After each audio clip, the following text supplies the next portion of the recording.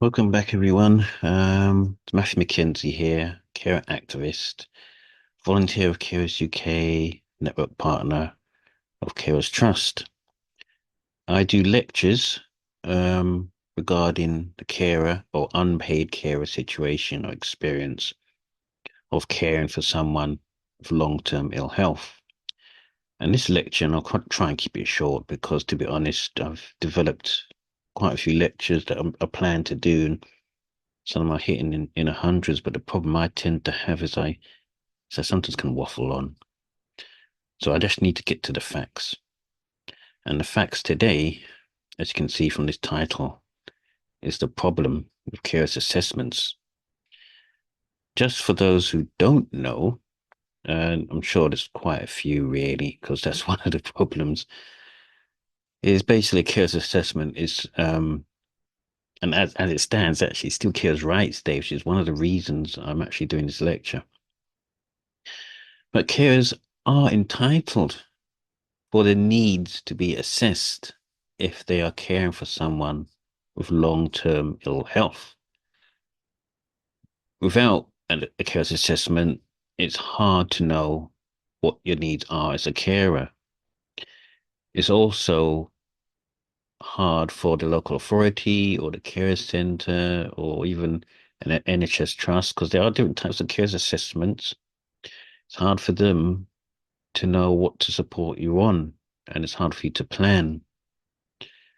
But that's another lecture for another day. What I want to really do is just for my PowerPoint is why care assessments really are not enough. And what I'll try and take you through really, and maybe this at unpaid carers to be honest, because that's where I usually send my videos to. I have many groups and carers tend to sometimes listen to the lectures, which is good. They either listen or watch them. But what I'll try and do with this lecture anyway is we'll talk about the problem of the lack of awareness, what I just mentioned at the start of this lecture. The problem I feel personally, and I've had a few carers assessments in the past, and I still feel this is an issue, is how carers assessments can lose focus of the carer. There can be a situation where if a person isn't trained to do care assessment, it might cause issues. You also have problems when it comes to the emotional and practical challenges of doing a care assessment.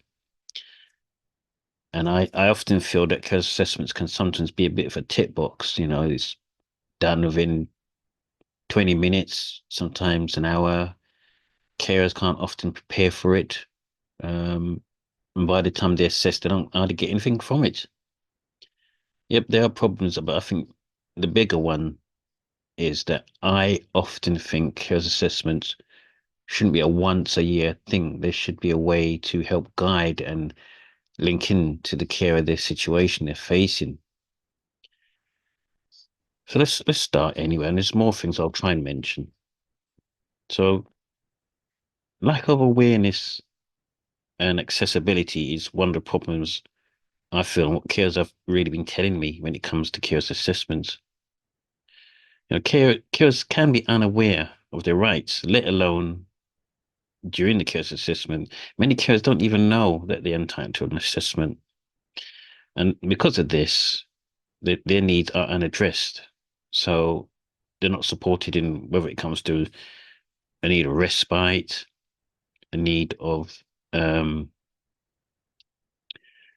accessing support, information, funding for specific equipment to help them provide care, that sort of thing. And to make matters worse, some people don't consider themselves carers, so they don't even get to that stage without the carers assessment.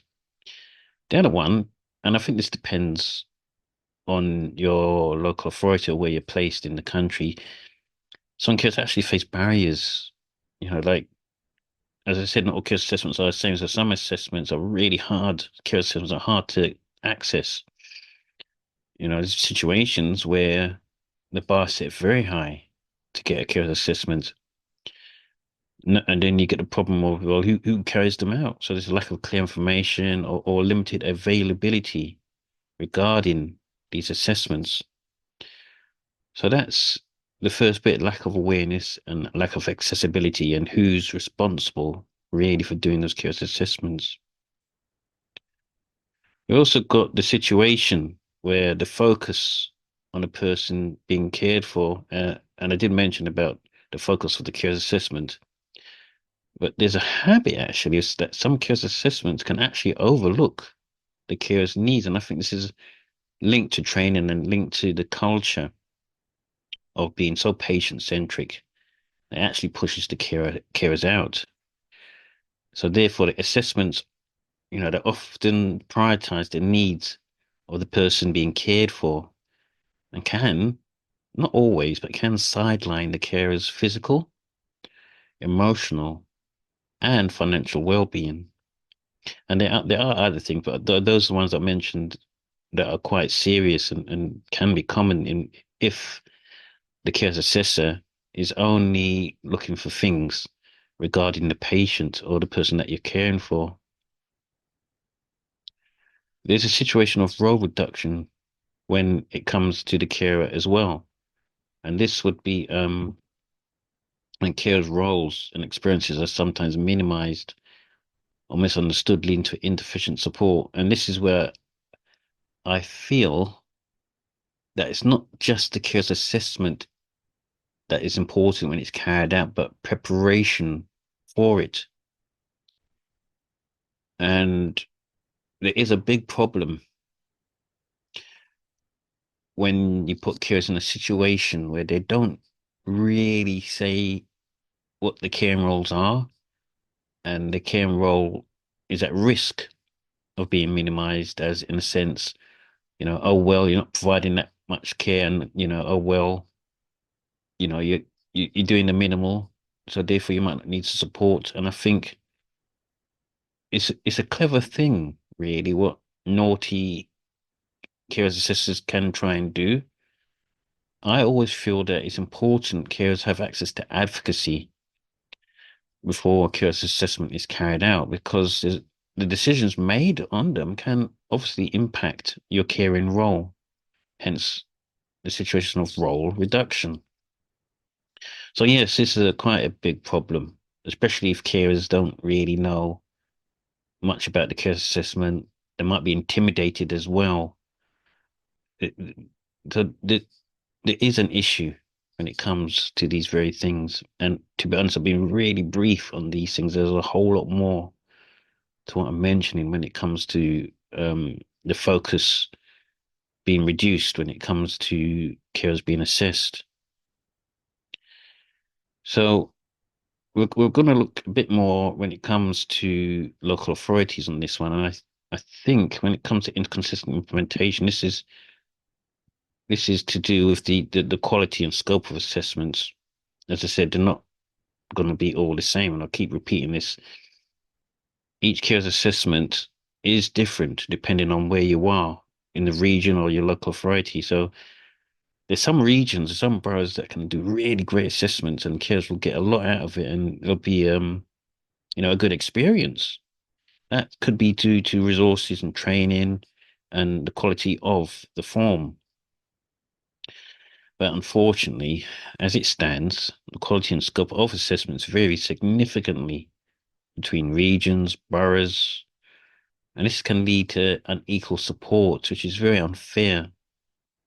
So it's not like a set sort of foundation. I don't know where I've forgotten it. A way to measure, the quality of those assessments. It's okay when someone says these number of assessments being carried out. That's all great, but it's not just about the numbers. It's more than that. There's lack of standard that is probably is linked to it, to be honest, lack of standardization. But then that's sort of again linked to the resources that region or local authority has, and I think that might be part of the reason why there's variations between CARES assessments across, the UK. So there's a universal approach resulting in a postcode lottery, which is quite a common term actually. But some carers receive, thorough assessments, while others face superficial or rushed evaluation. So I did mention at the start of this lecture that there are situations carers can find themselves in where this assessment literally took 10 to 20 minutes, even worse over the phone, or the person's just turned up and the carer sort of rushed into it, to be fair. So therefore, again, the carer's not going to give the best information they should, or they're not going to flag up the situation they face. So we're going to look at the training thing. I think this is probably the biggest problem, to be honest. If there isn't adequate training, then there can be a lack of understanding and sympathy, and the focus on, I think the big one is the cultural understanding of ethnic minority carers. So lack of understanding of the carer's roles. Obviously, if you're going to have a carer's assessor, they should certainly come equipped with, how to do the carer's assessment. It can't be given to an admin and then telling them to get on with it without adequate training. So assessors may lack the training to fully grasp it, and it is very complex.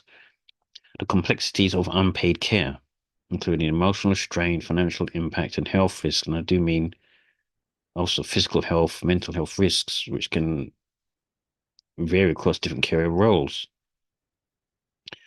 This is what I sort of mentioned earlier, inadequate cultural competency. Not all, as I said, not all care assessments are the same, but not all carers are the same either. We can't tick box them and put them into a box and label them. It's a complex situation. So I put the picture away by mistake. So assessors may actually fail to consider cultural differences, which can lead to inappropriate recommendations or, let's say, missed opportunities when it comes to support. If we move on to the limited scope, and this will, I think, look at the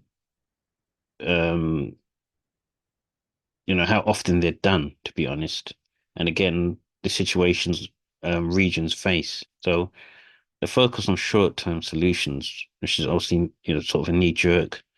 This, we will do all this as much as we can, and then that's it. And assessments may emphasize immediate needs. That's all fine, but then remember what I said at the start of the lecture. The problem of a one-time thing per year, and you might even be lucky to even get that. I've come across kids that never have them. They never had them. But since, as I said, assessments may emphasize immediate needs. Yeah, that's fine. Neglecting long-term planning or sustainable support for the carer. So that might be, a carer's barked at the local authority to say, I want this care assessment now. Things are getting out of hand. So, fair enough, they get the assessment, but then everything goes quiet. And then the next year's the care has to bark again. So it's sort of a focus on the short-term solutions. There must be more than just that carer's assessment. This is, again, I think this is the biggest one, really. What do you expect out of those carer's assessments? And apologies, I didn't move the picture out of the way, but I'll explain it the best I can. Even after the assessment, carers might not receive hardly anything. So they're sort of wondering, why on earth have I been assessed? What are they assessing me for if I'm not getting anything out of it? Now, this could be, not received adequate resources, such as respite care, financial assistance, and the worst one is the emotional support, which shouldn't cost that much, even if it's a referral to some form of talking therapy. One of the most common things, though, that carers can face. So that's what I'm saying. It may go quiet, and you might not hear anything. Usually, when carers get assessed, and this is something I'll do another lecture on at another point. It goes to several stages. One of them is the decision panel on whether that carer's assessment will get resources. Will it be agreed that they get something out of it? And I suppose that you have to have something like that. I don't disagree with it, but there should be other things. It shouldn't be just How much is this going to cost? I always feel again when it comes to assessing the care, there's got to be, not just the one sort of thing per year. It's got to be in stages. How can you be there through the carer's journey? And I know again it's resource intensive, but as it stands, there are carers who hear about this and are put off me even wanting the carer's assessment because they know full well you're not going to get anything. The carer's assessment is an unpleasant experience. What do you want? Why are you bothering us about this stuff? We don't have the money, that sort of thing. And then it goes quiet.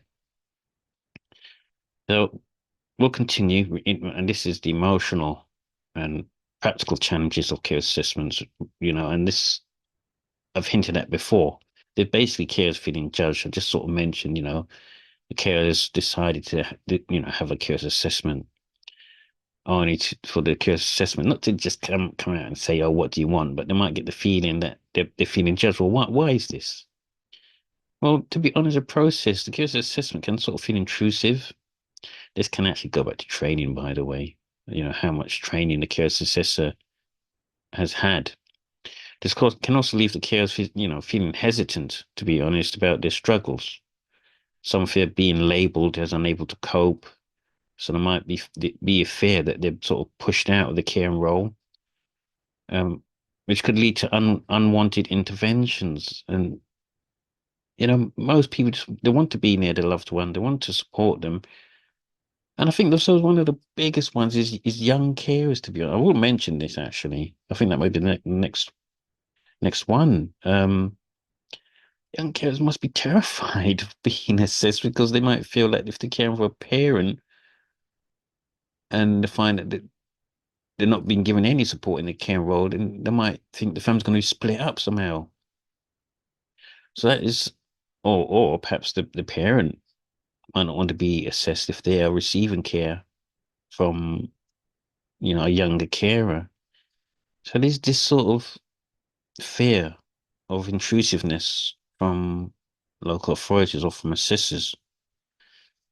It also is a time-consuming process. So for carers that are really struggling in their role, setting aside the time and energy for an assessment is added strain, as I've mentioned. For a lot of carers, it's not really a pleasant experience, to be honest. Even the name itself, assessing someone, what are they assessing them for? If you're not prepared, if no one's sort of giving you a bit of advocacy in order to say to expect out of a carer's assessment, carers might think, well, I'm not going to bother, especially if they're not going to get anything out of it. And, it takes time to even book the meeting, time to chase them to get the carer's assessment. I think this bit I did reckon I'm going to, as you can see the picture there, that's what's reminding me regarding young carers. So there's a failure to recognize diverse carer experiences. So young carers often struggle to be taken seriously or understood with services geared towards adult carers. Remember, the young carers don't have that life experience, so they're not often sure what to ask, who to ask, and why. So it's an added challenge for them. They also got hidden carers, and the issue here is that many carers, and I said this at the very start of this lecture, many carers don't identify as carers and may feel excluded from the system entirely. So therefore, they're not even going to reach that stage of getting that carer's assessment. Also got intersectionality issues where, and this is minority carers, the carers from minority and marginalized group may face additional barriers, especially when it comes to language, norms, or systematic biases. And that's a whole other lecture regarding this one.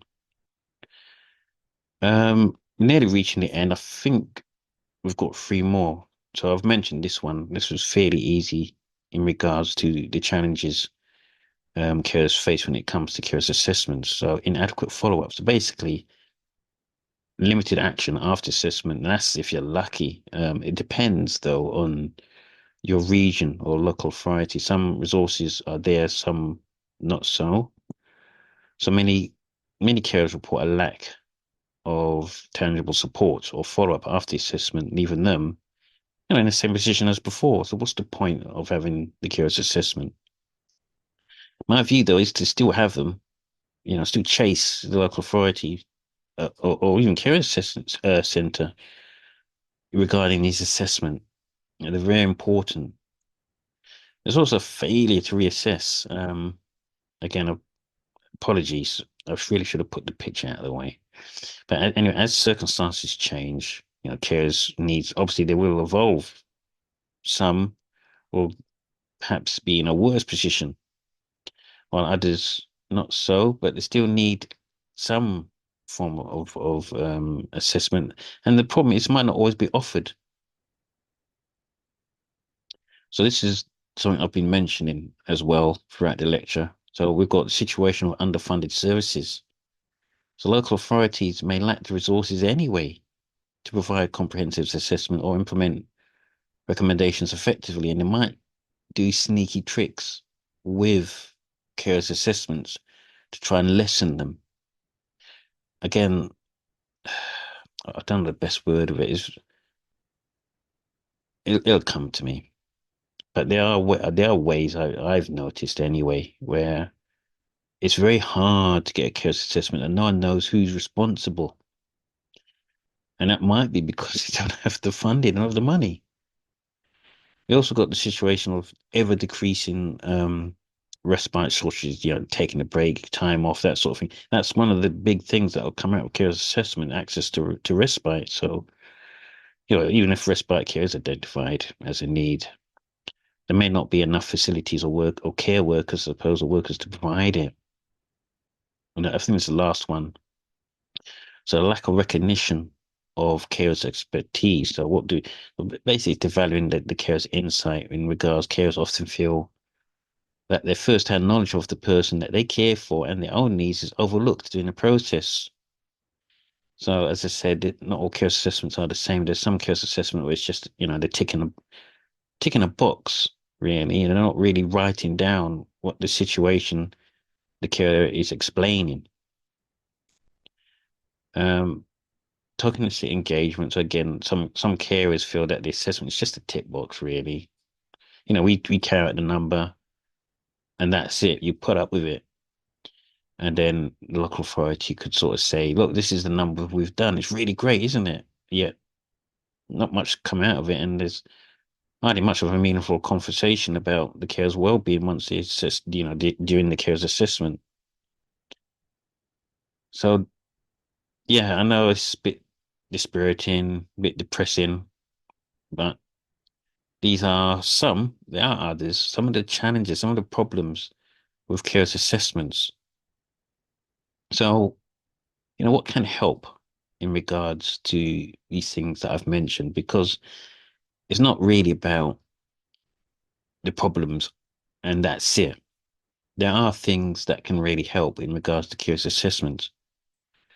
So how can things really improve these situations carers face when it comes to carer's assessment? And I'll be brief. So obviously the best thing to do really is raise awareness. I do this all the time in my groups. Inform carers about their rights. And remember, this is Carers' Rights Day. And this is exactly one way, I feel I can raise awareness through a video, through a blog, which is to follow actually, if once I've done this lecture. Raise the awareness of carers' rights and availability of assessments. So even the assessment's not really that good, do them. Do them anyway. And then feedback. Find out who to feed back to. Raise awareness. The process should be streamlined. So, as I mentioned, not all care assessments are the same. Looking at those forms, there should be a way of simplifying them, simplifying the access to them, and make the process less time consuming. There also needs to be more training on offer, and this is to equip those assessors with skills to understand the diverse care experiences. Remember the young carers, minority carer groups, hidden carers, understand the care experiences and their needs. And it's not just about the patient or the cares for's needs. Must be focusing on the carer most of all. Again, as I said, not all care assessments are the same. Some are just bog standard, some are really good, but there needs to be a standardized way with looking at these carers assessments. So then there must be, if there ever is a national carer strategy. This is the year 2024. It's being debated in Parliament as we speak. If there ever is a national carer strategy, then this should be one of the things on it. Implement a national guidelines to ensure consistency and fairness when it comes to care selling. It's a big job, though. Last one, but not the least, because there are others, but the focus on action, ensure that assessments lead to tangible support. Otherwise, carers will just sort of think, well, why bother? You know, it's, it's an unpleasant experience. The person don't seem trained, don't seem sympathetic. It takes too much time. Why bother? So this is not the end all and be all, but it can be of help if there's regular follow-ups, and there must be adjustments made to the plans, because let's think of it, you caring for someone with long-term illness is a risk, and it does happen that that person's health declines throughout the year. So there must be some follow-up regarding that. Tricky, but it's important. Anyway, I'm going to end it at that. And I'd say if if you like the lecture, do leave a like. Feel free to subscribe.